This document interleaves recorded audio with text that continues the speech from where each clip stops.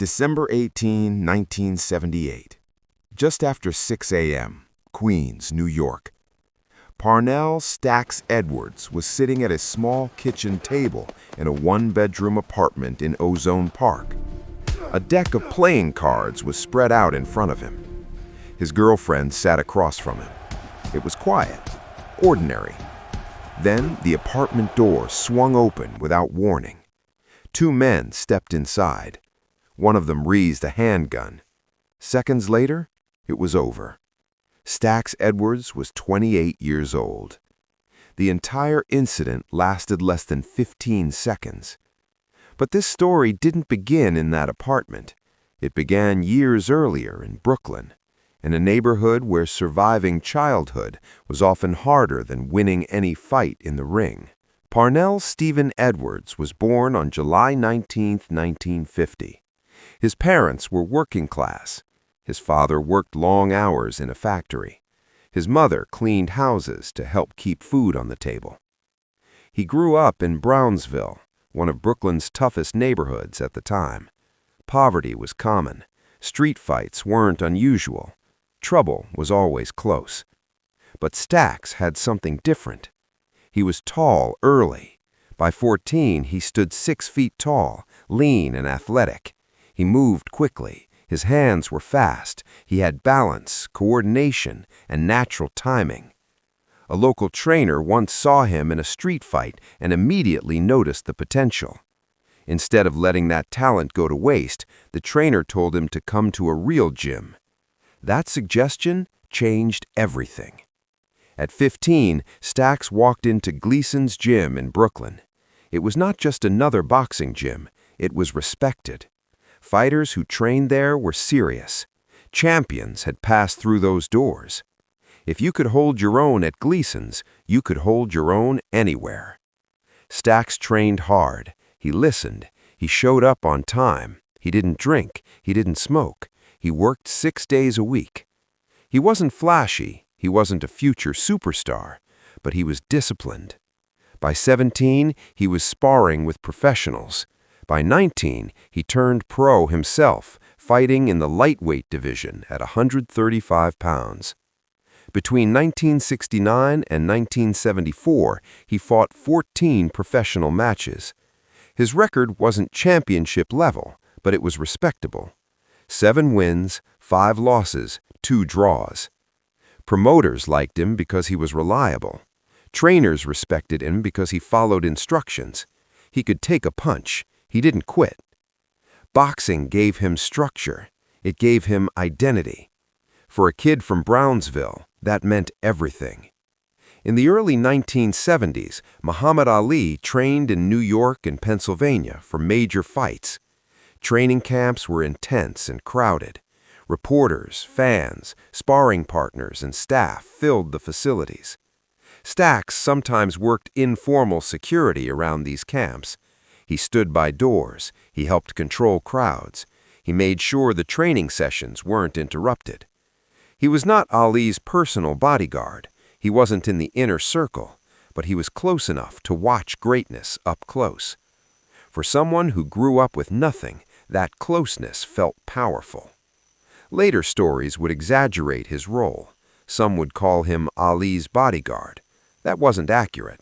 He was simply a working fighter who sometimes helped keep order around camp. Still, for Stax, it meant something. He could say he stood near the greatest boxer of his time. But standing near greatness is not the same as becoming great, and that difference would slowly eat at him. By 1975, things began to stall. He was 25. His record wasn't improving. Bigger fights weren't coming. The money was small. A journeyman fighter in the 1970s earned only a few $1,000s per year. That wasn't enough in New York City.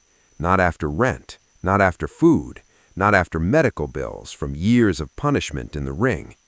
He started missing training. He skipped sparring sessions. Promoters stopped calling. By 1976, his boxing career was effectively over.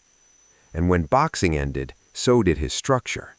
Without a schedule, without discipline, without clear purpose, He drifted. He tried construction work. He worked security at nightclubs. But he had spent 10 years training to fight, not to sit behind a desk or work 9 to 5 shifts. Around this time, he began using cocaine. At first, it was social, occasional, then more frequent. Cocaine was expensive, and he didn't have steady income anymore. That combination, addiction, and financial pressure changed everything. In Queens, there was a place called Robert's Lounge. It wasn't just a bar, it was a meeting spot for men involved in organized crime. Jimmy Burke operated there. Jimmy needed strong men, drivers, people who followed orders, men who wouldn't ask too many questions. Stacks fit the description. He wasn't recruited because he was smart. He wasn't brought in because he was important. He was brought in because he was available, and because he was replaceable. At first, the jobs were small. Drive here, deliver this, stand watch, move merchandise. The money was quick. $200 for a night, $500 for a weekend, sometimes more. For someone who once earned less than $10,000 a year boxing, it felt like a breakthrough. But in that world, money comes with a cost. Stacks wasn't part of the inner circle. He wasn't protected. He was hired help. Close enough to feel important, far enough to be disposable. And that's the most dangerous position you can be in. By late 1978, he was doing regular work for Burke's crew. He felt useful again. He felt close to power again. But he misunderstood something critical. In boxing, if you work hard, you earn respect. In crime, if you work hard, you become useful. And useful people can be removed when they become a risk. Stacks didn't see that. Not yet. December 11th, 1978, 3:17 a.m. John F. Kennedy International Airport. A group of men carried out what would become one of the largest cash robberies in American history. Millions of dollars in cash and valuables were taken from an airline cargo terminal. The planning had been handled by experienced criminals. The execution was smooth. It was fast, controlled, organized. Parnell Stacks Edwards was not part of the planning. But after the robbery, he was given one critical responsibility. He was told to drive the getaway van to a scrapyard in New Jersey and have it destroyed immediately. The van mattered. It could contain fingerprints, fibers, evidence. Anything left behind could connect people to the robbery. The instructions were simple. Drive 15 miles, hand the van over, watch it get crushed. The scrapyard owner was already expecting it. By sunrise, the vehicle was supposed to be flattened into scrap metal. Stacks was promised $10,000 for this task. For him, that was life-changing money. All he had to do was complete one drive. But instead of heading straight to the scrapyard, Stacks made a different choice. After leaving the airport, he drove the van back to Queens, to his girlfriend's apartment in Ozone Park. He parked it outside on the street. Then he went inside. He used cocaine, and he fell asleep. The van remained parked there for 3 days. On December 14th, police located the vehicle. It was sitting in plain sight. They towed it away. Investigators processed it carefully.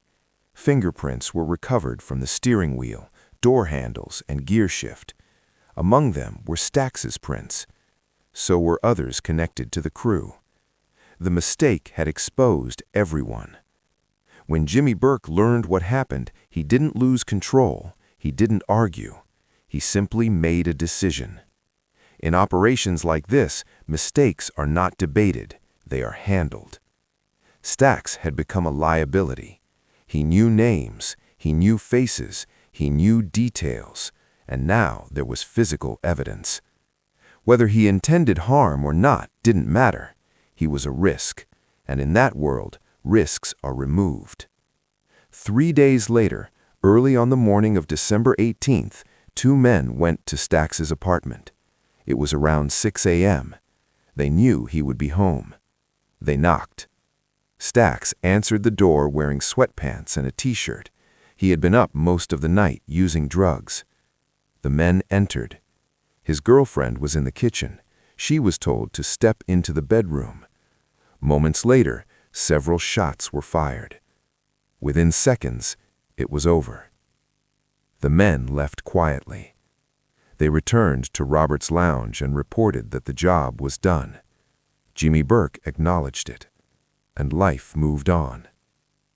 Parnell Stacks Edwards was 28 years old, former professional boxer, former sparring partner, former security worker around Muhammad Ali's training camps, dead over a van. But here's the deeper question. Was it really about the van, or was that just the excuse? Think about it. Burke knew Stacks used cocaine. He knew he wasn't dependable, so why give him the most important cleanup task? Because it created a reason. Even if Stacks had destroyed the van, he still knew too much. He still understood the crew's structure. He was still someone who could potentially talk if pressured. In tightly controlled criminal operations, knowledge is dangerous, and the simplest way to control knowledge is to eliminate the person who holds it. The van was not the real problem. The real problem was that Stacks had become unnecessary. Many people remember Stacks only from the movie Goodfellas, where he appears briefly and seems careless. But that image oversimplifies his life. He wasn't born reckless. He once was disciplined. He trained daily. He avoided alcohol. He stayed focused. He built a career from nothing. But when boxing faded, structure faded. And without structure, bad decisions filled the space. There's an important detail many overlook. In 1975, before his boxing career completely collapsed, Stacks had been offered steady work at Gleason's gym. He could have trained young fighters. He could have stayed connected to the sport. It wasn't glamorous, it wasn't championship money, but it was stable. He turned it down. He believed he had one more shot at something bigger. That opportunity never came. And by the time he was ready to accept reality, the gym job was gone. Someone else had taken it. That moment says everything. Crime often looks temporary to people on the outside. Just quick money, just a few jobs, just until something better comes along. But crime has gravity. The longer you stay near it, the harder it becomes to leave. Stacks believed he was stepping into something temporary. Instead, he stepped into something final. After his death, others connected to the robbery also disappeared in the months that followed. Paranoia spread. Trust disappeared. Stacks was simply one of the first. His funeral was small. His mother attended, his girlfriend, a few people from the boxing world. No one from the crew came. He was buried in Brooklyn, not far from where he grew up. A simple headstone. July 19th, 1950, December 18th, 1978. 28 years. Here's the truth about his story. Stacks Edwards was not a lifelong criminal mastermind. He was an athlete who lost direction when his dream faded. He once stood near greatness. He once had discipline. He once had options. But when the money dried up and pride got in the way, he chose fast cash over slow rebuilding. He confused being close to power with being protected by power. Those are not the same thing. In boxing, hard work builds your future. In crime, hard work just makes you useful. And useful people can be replaced. Stacks's real mistake wasn't forgetting to destroy a van. His mistake was believing he mattered to people who saw him as a tool. When a tool becomes risky, it gets discarded. That is the harsh math of that world. He died young, but his story isn't about one robbery. It's about how quickly discipline can disappear without structure. It's about how desperation clouds judgment. It's about how proximity to powerful people can create a false sense of security. And it's about how one decision, repeated enough times, can quietly reshape an entire life. Stax Edwards once fought in a ring. In the end, he never saw the final blow coming.